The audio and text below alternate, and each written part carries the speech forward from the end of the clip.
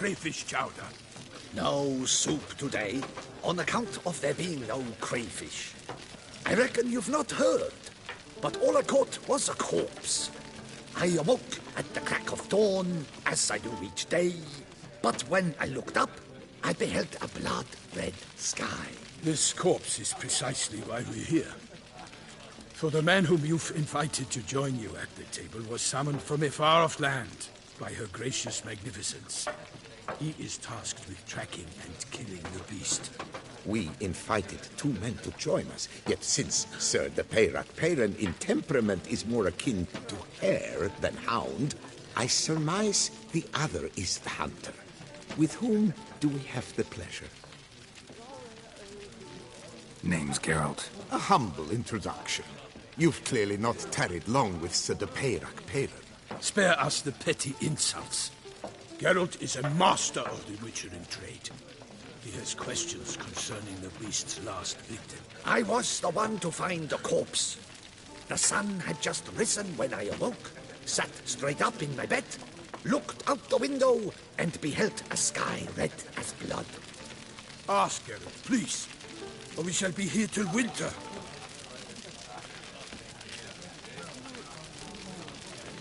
Must have been early in the morning.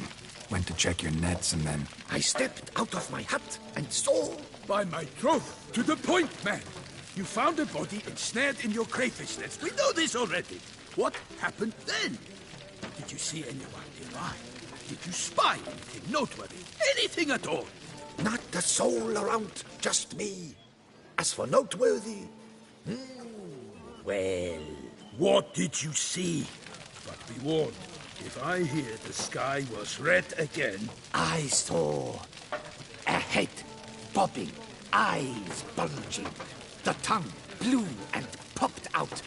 Next to it, a hand rocking upon the water.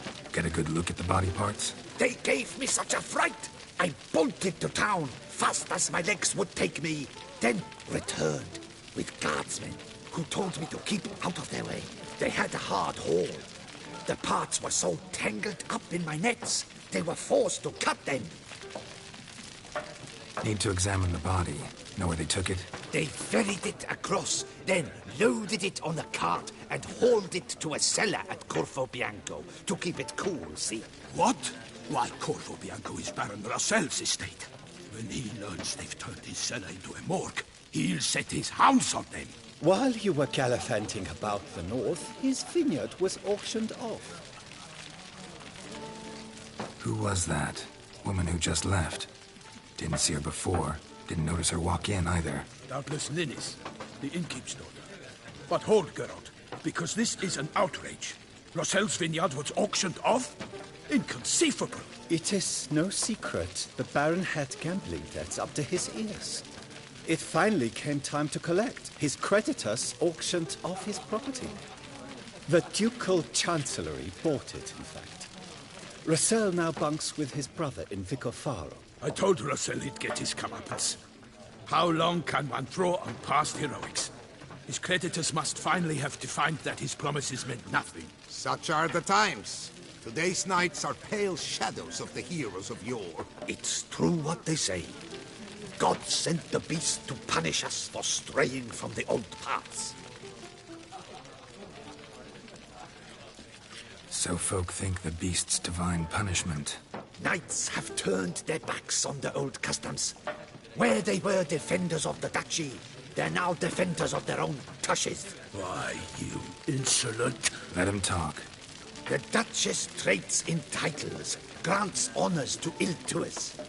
We've strayed from the path of virtue, lost the gods' favor, so the gods sent retribution. Don't listen to that nonsense, Geralt. It's rehashed street preacher codswallop. Yes, the rebel rousers have been sprouting up like weeds lately, each offering the same bill of goods. They say anything else about the beast? Besides it being a messenger of the gods? The Toussaintois are no fools. They see clearly the beast kills on days honoring patron saints. Picky monster. Thanks for the hospitality. Time I examined the corpse. Corvo Bianco lies a short way from here. near the tourney grounds. Just follow the road and you'll arrive. Not coming with? Oh yeah, duty of some sort calls. Some sort? Her Grace bestowed a great honor on me, even before we departed for Velen. I'm to play the hare during this year's game in the Palace Gardens. When you see me in my costume, you will wet yourself laughing. A little tempted to ask a few questions, but it sounds like a long, complicated story. One involving lengthy digressions into local history and tradition. So, see you later, Milton, and good luck.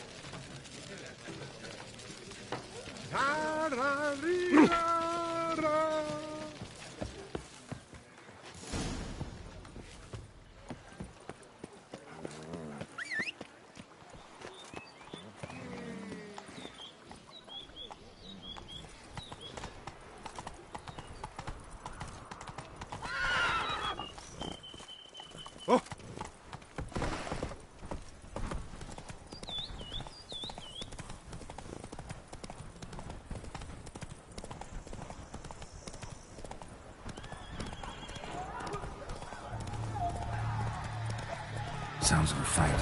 Have to hurry.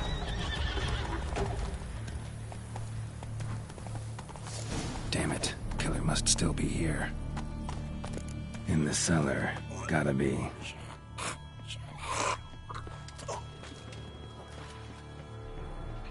Footprints. Small, bare feet. Lead deeper into the cellar.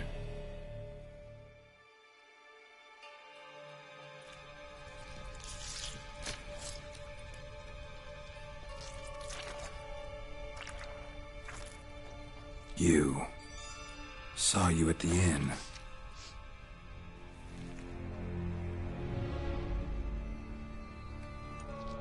Why'd you kill these people? Clearly wasn't for their blood.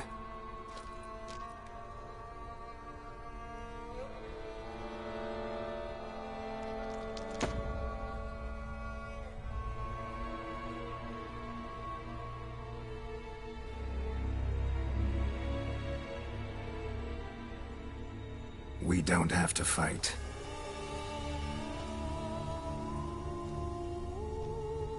You are wrong.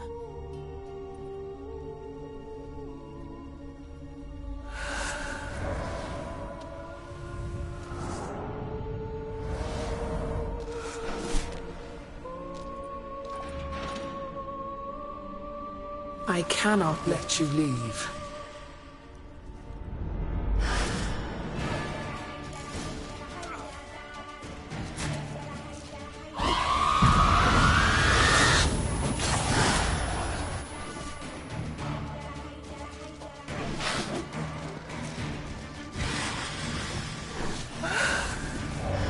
Time to end this.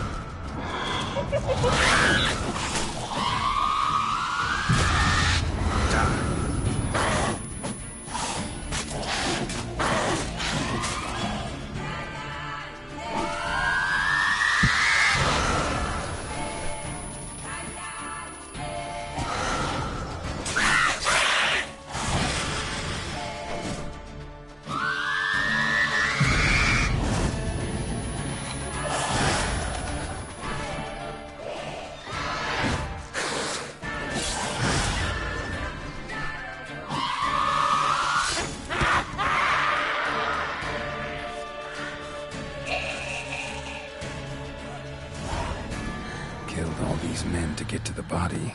What was she doing at the table, though?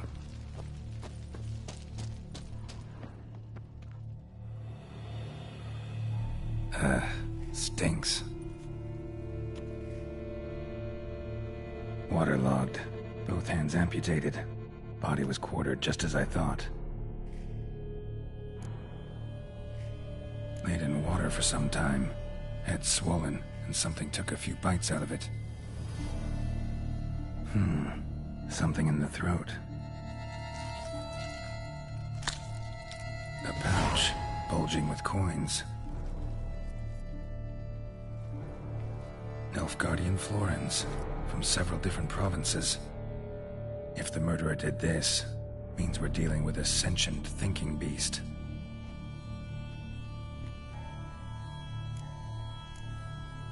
Body was chopped up after death.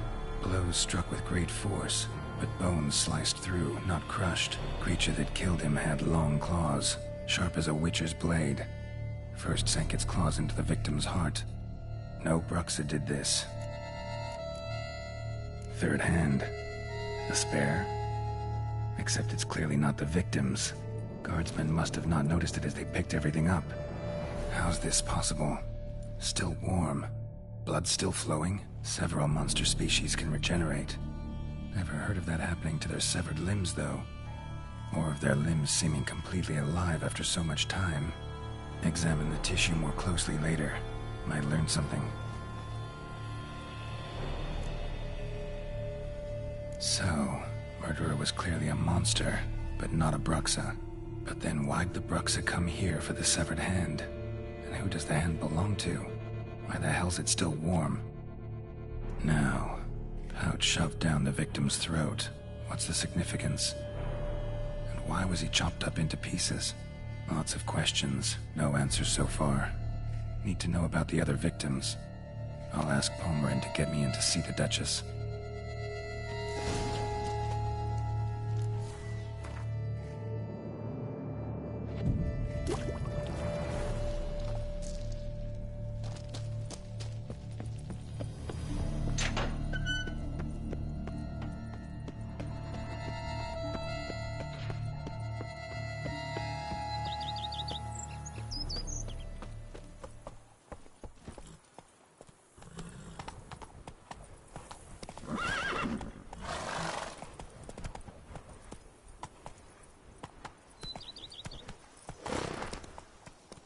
That's it, Roach.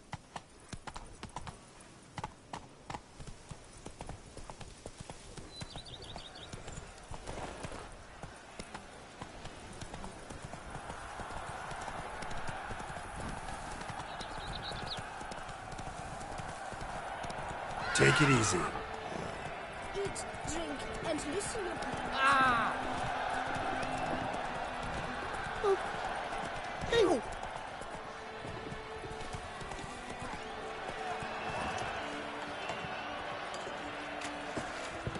Slow now.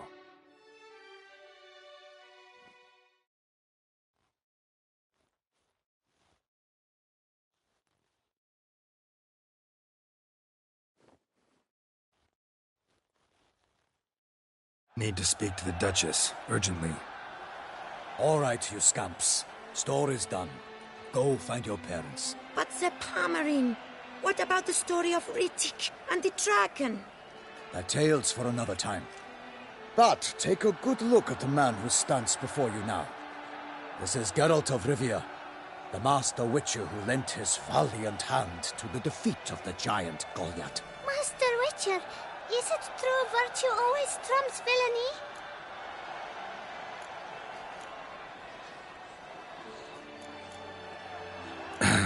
Yeah. Virtue always wins. But the Black Knight, he's a villain and he wins. The cutter of Casteldacia, too. Moral victory. That's what counts. Rubbish. Now, that will do for questions. Go find your parents. Her Enlightened Highness has doubtless arrived at the tourney grounds to watch the battle in the arena. If we hurry, we'll be in time to speak with her before the spectacle begins. Lead the way.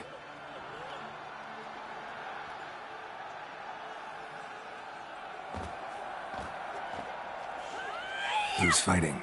Nilfgaardian gladiators? Close, but not quite. As you will soon see. Someone's gonna fight a Shaelmar? With only some bells on its tail to confuse it, slow it down? Whatever is the problem? The beast is a gift from the Emperor, no less.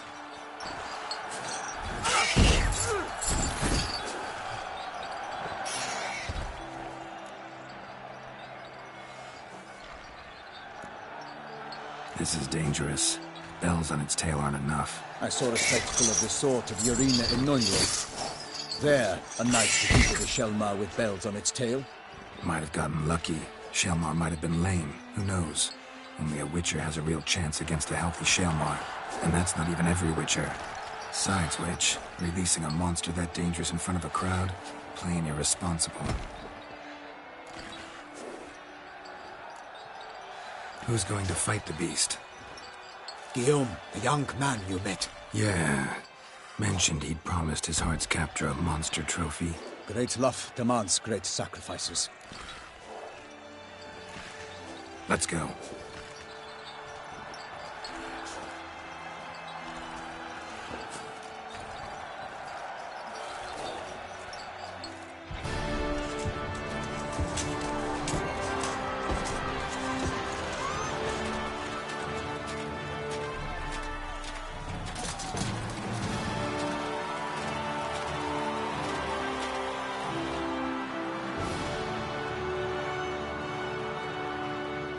I dedicate my imminent victory to fair Lady Vivian.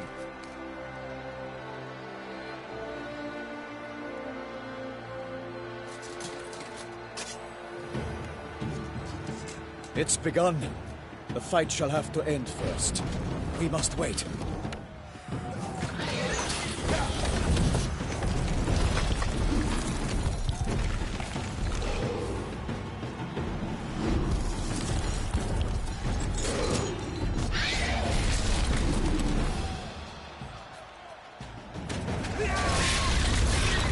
Got a bad feeling about this.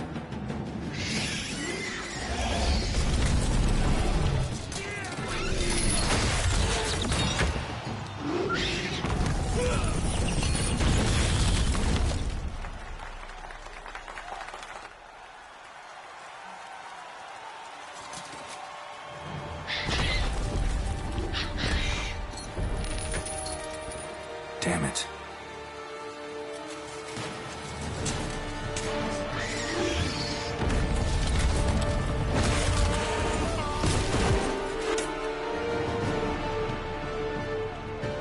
We have to help him.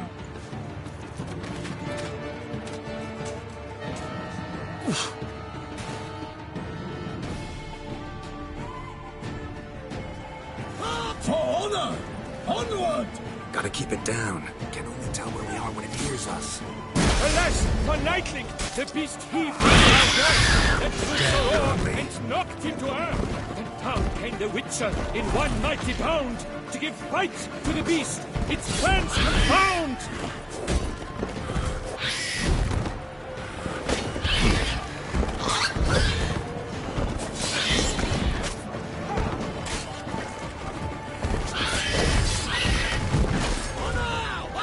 What? Lost your nerve?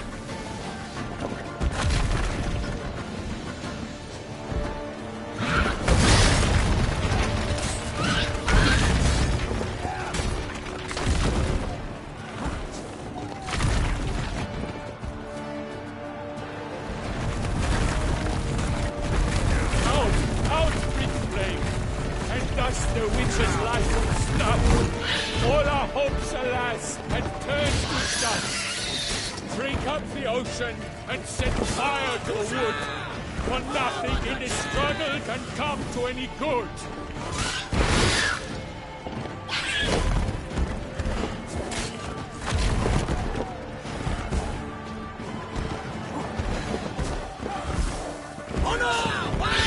Come on, come closer.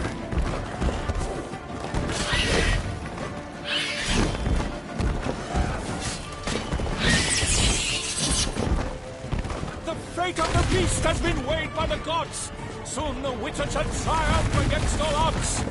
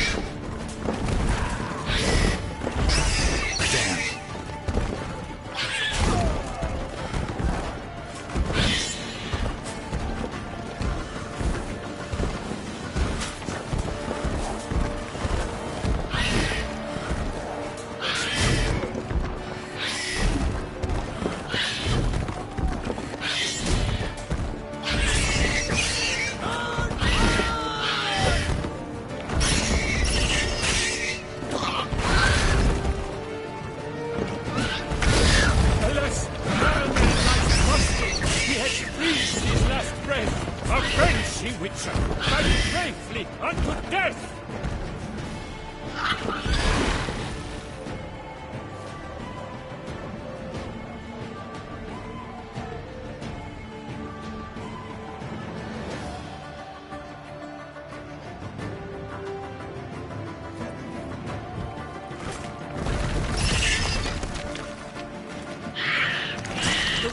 Witched till the time was true, then 12 danced and spun, struck the monster right through.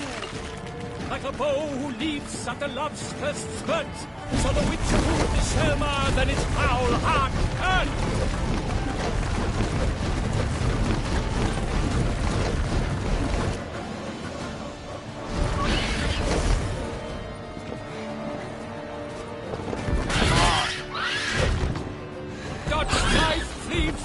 Its razor strikes belly, Shelma's cries ring aloud, blood transforms into jelly.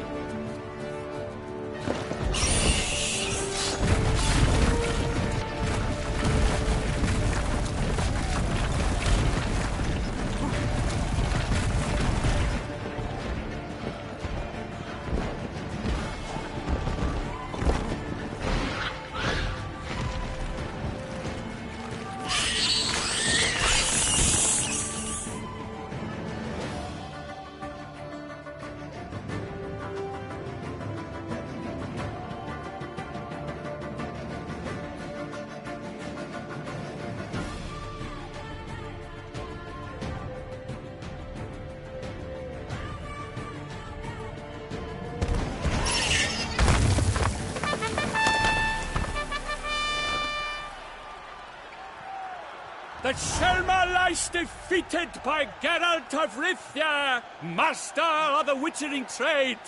Behold, as the last gasps of life seep from the beast.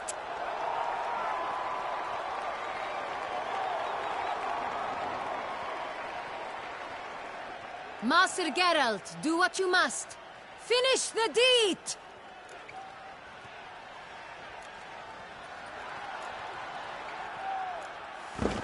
It suffered enough.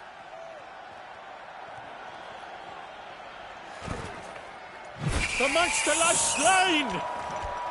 The fight is done! Praised be the victors!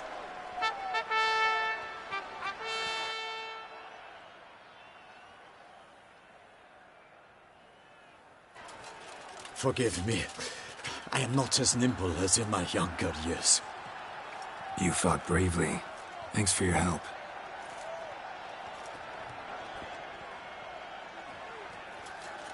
Guillaume? The lad came damned close to dying. I'm fine. Not hurt at all. Vivian? Smile as befits a hero and keep silent. Speech clearly pains you. She approaches.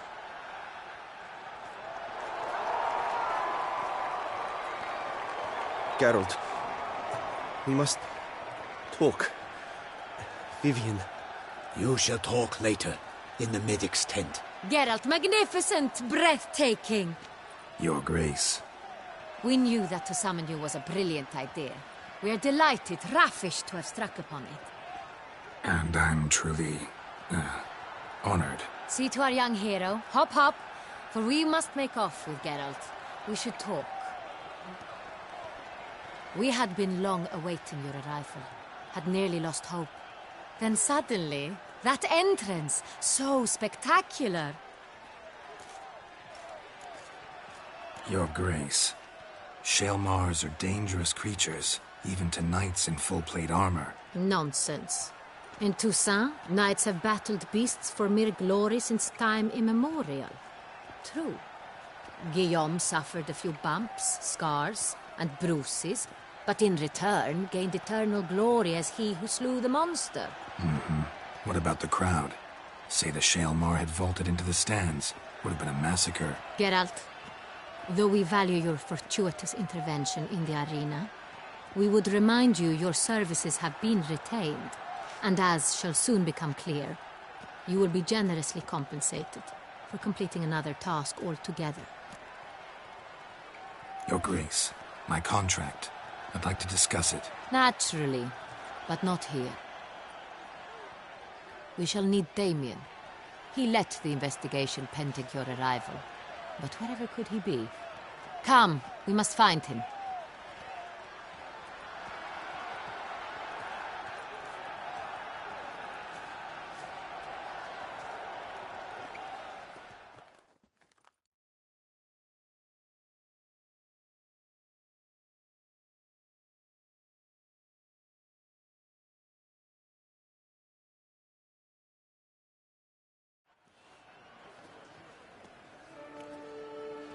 Tell us, have you come alone? Or did Viscount Julian accompany you? Wish to see Dandelion, Your Grace? Yes. I mean, no. Yes. But solely to tell him we regret. Yes, deeply regret rescinding the death sentence we so justly handed down upon him. If we could turn back time, we would make certain he sat in a tower till he rotted. No, we would ensure he was broken on the wheel, then drawn, hanged, and quartered.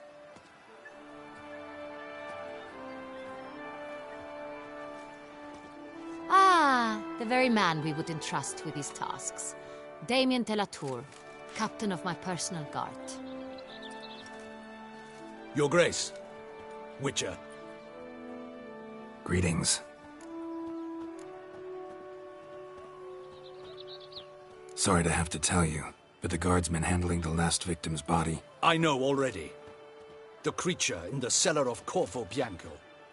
Was it the beast? No. A Bruxa, a kind of vampire. Not the beast, but tied to it in some way. You know this how? Through careful analysis of the evidence, both on the riverbank and at Corvo Bianco. Do you mean to insinuate the investigation thus far has been sloppy? Geralt insinuates nothing of the sort. We must listen to him, attentively. I examined the body of the beast's last victim. Might have found something, need to analyze it. A quiet place, that's what I could use most right now. And maybe the help of an alchemist or a mage. Also like to hear all you know about the previous victims. Take it Sir de la Tour is my man for that. Firstly, call me Damien, please. Secondly, you should know I spoke against summoning you here. I've heard much about you. You bring trouble, or thus far have, always. And we've enough trouble as it is. Yet we are capable of defeating the beast on our own, without an outsider's help. I've no doubt about it. Damien, we settled the matter of the Witcher's employ some time past. Definitively. Since you have broached it nonetheless, let us discuss Geralt's pay. Are the legends true? Do Witchers usually demand that which you find at home, yet did not expect? Not quite, Your Grace. Law of surprise, it's something we invoke at times, but rarely. Usually we just take gold. Disappointing. This law sounds rather romantic. On the other hand, on returning to the palace, we would likely find impatient petitioners or a set of sample fabrics for a new dress. Poor rewards, both. I fear you'd not have much use for any of the surprises we are likely to come upon. Thus, we've decided you shall receive the deed to a vineyard, Corvo Bianco, and a sum of coin. You will doubtless consider this adequate. Title to the vineyard shall be given to you at once. Surely you'll need lodgings while you hunt. The coin, however, will be yours only once you have slain the beast. Lovely, generous gesture, Your Grace. Corvo Bianco. Isn't it the Duchy's temporary morgue? Is it now? The Chancellery's bungled things again, we fear. Not to be left unsupervised for one instant. Yet, in its mood, a morgue should present minimal problems to a Witcher. What's more, nothing enhances a wine's reputation better than a grim legend. Thank you, Your Grace. I accept the contract, of course. But as I said before, I'll need some information.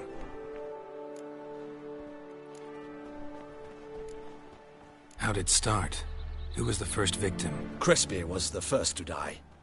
He was famed once for his many glorious tournament victories. Then he grew old, hung up his sword, and took to winemaking. Crespi was not loved by the wine merchants.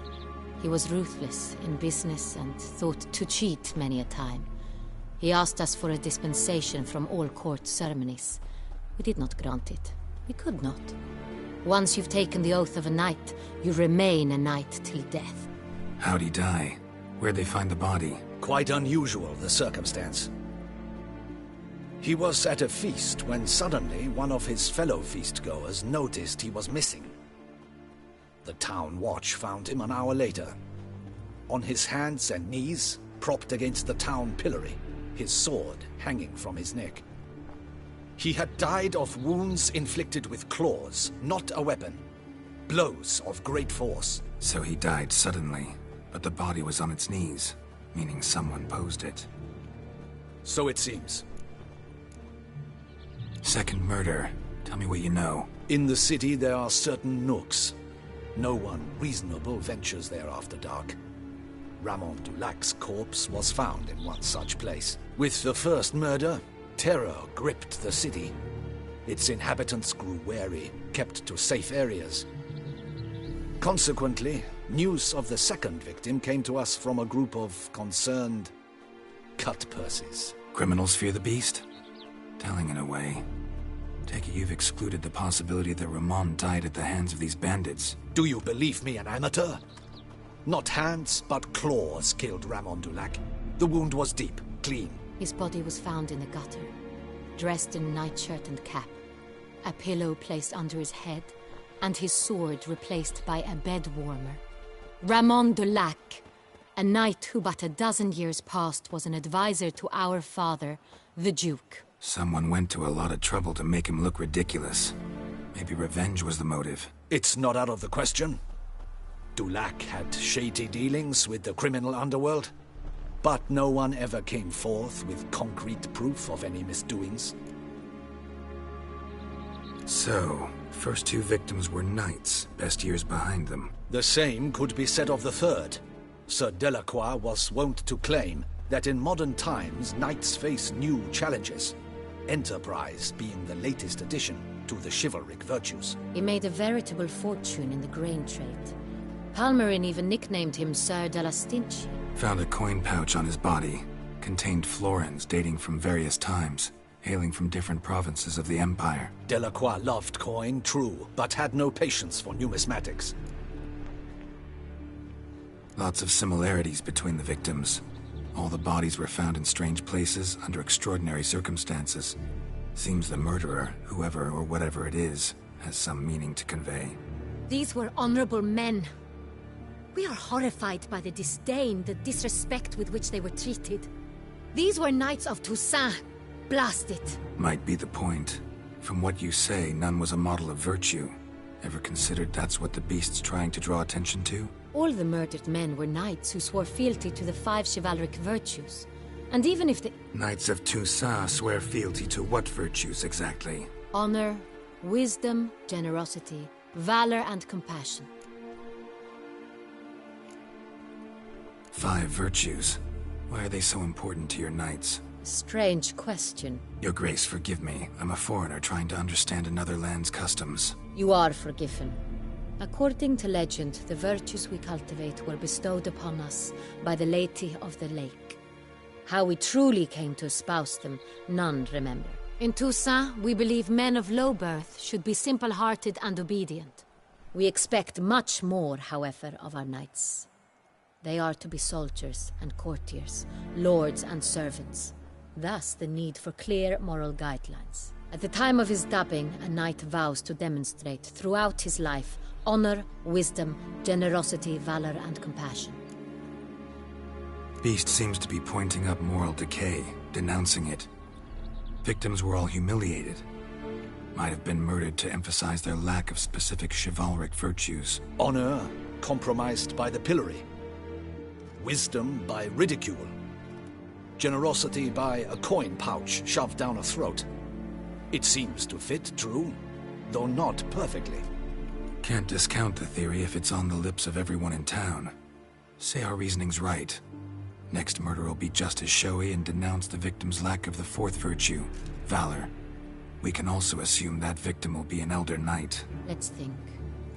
At the moment, all the knights are either at the tourney grounds or in the palace gardens. Our annual hare hunt shall begin there shortly.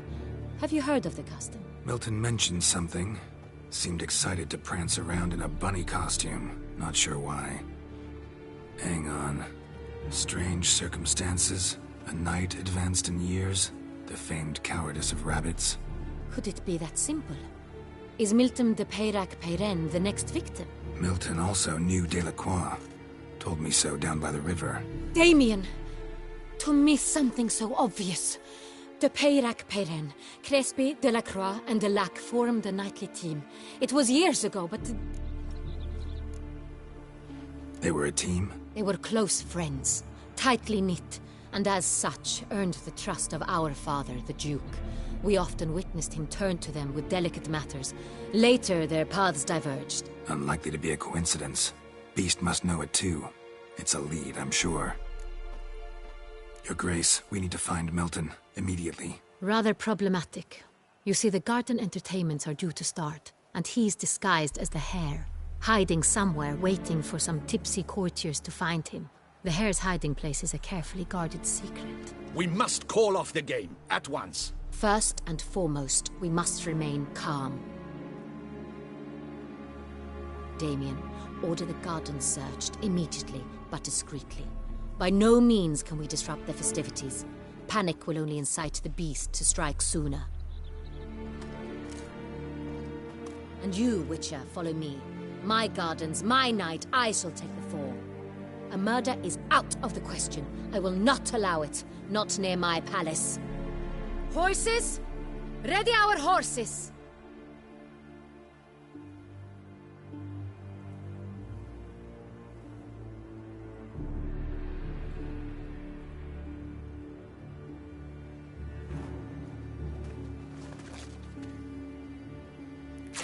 Your Grace!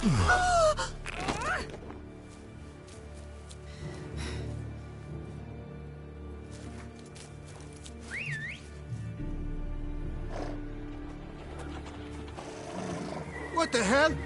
Why, I should... Your Highness, Mind it doesn't get wrinkled. Onward!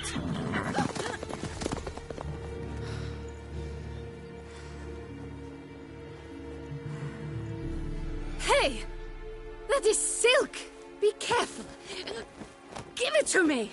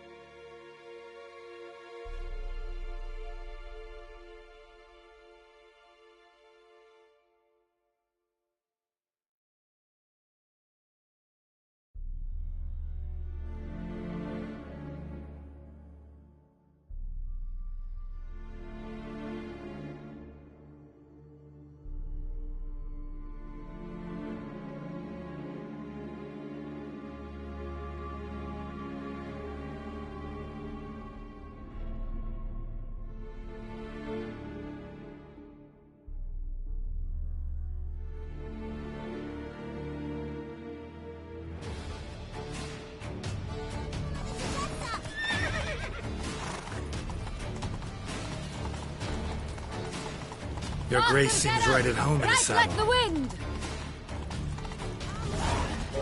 Clear a path! Clear the way, I said! Is this part of the game? Night, love, and wine.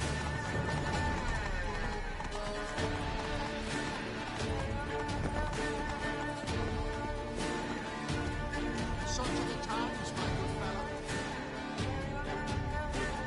Hurry!